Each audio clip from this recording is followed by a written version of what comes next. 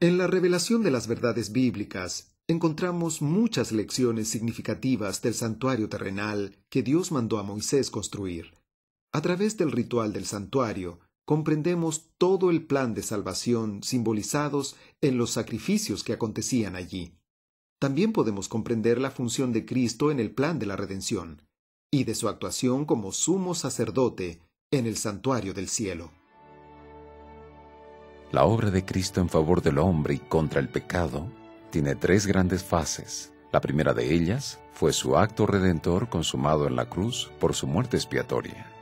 La segunda es lo que hace ahora en el cielo Cristo, como nuestro sumo sacerdote, ministrando los beneficios de la obra realizada en la cruz. Y la tercera es el juicio del hombre.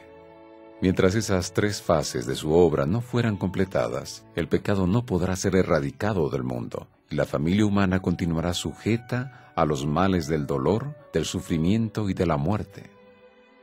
Si deseamos tener una idea completa del gran plan de la salvación, debemos estudiar el santuario y sus servicios. Cuando alguien pecaba, mientras estaba levantado aquel santuario, traía a la puerta del mismo un animal sin pecado, confesaba su pecado sobre la cabeza del animal y después lo degollaba. El sacerdote, como mediador entre Dios y el hombre, tomaba la sangre del animal y lo asperjaba sobre los cuernos del altar del holocausto, o delante del velo que separaba los dos compartimientos del santuario. Con esta ceremonia que revelaba fe en el Salvador que vendría, representado por el animal muerto, el pecador era perdonado. Las Escrituras dicen: «Y le hará el sacerdote expiación de su pecado, que habrá cometido, y será perdonado». Levítico 4, versículo 35. Figuradamente, de esta manera el pecado era removido del pecador y transferido al santuario.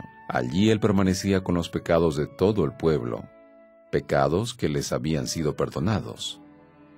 Una vez al año se realizaba una purificación del santuario. Se hacía la remoción de todos los pecados que fueron transferidos para él.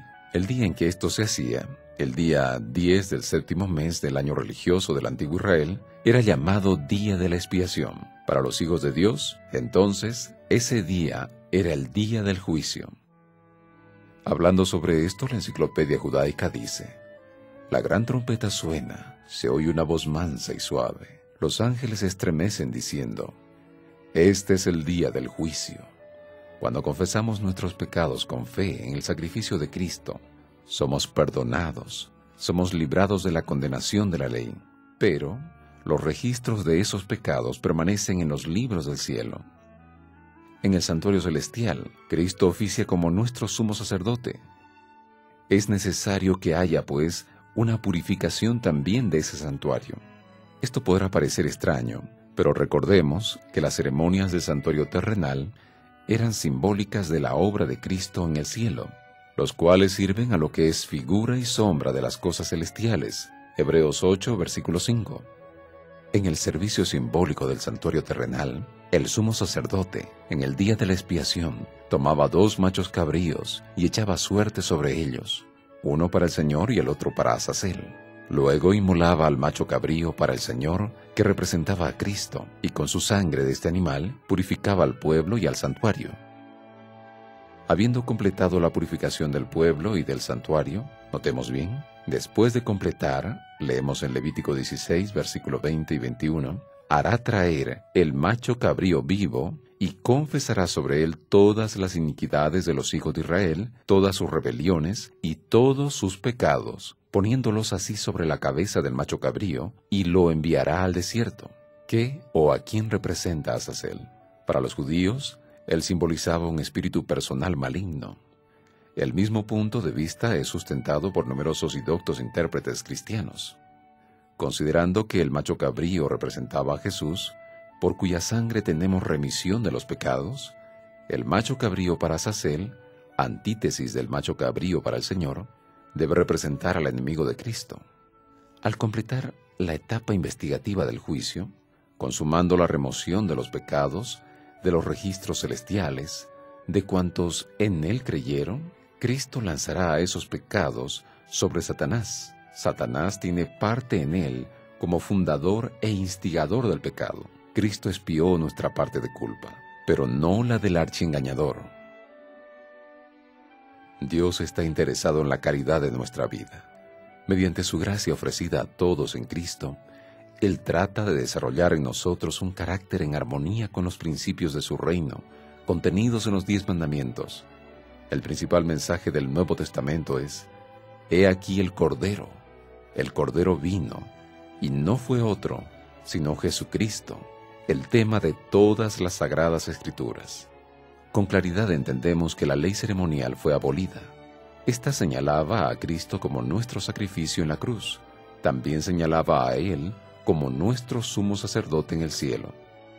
Con la venida de Cristo, su misión fue cumplida, por lo tanto fue abrogada. Pero al haber pasado la ley ceremonial, de ninguna manera afecta la ley de los 10 mandamientos, que es inmutable y eterna.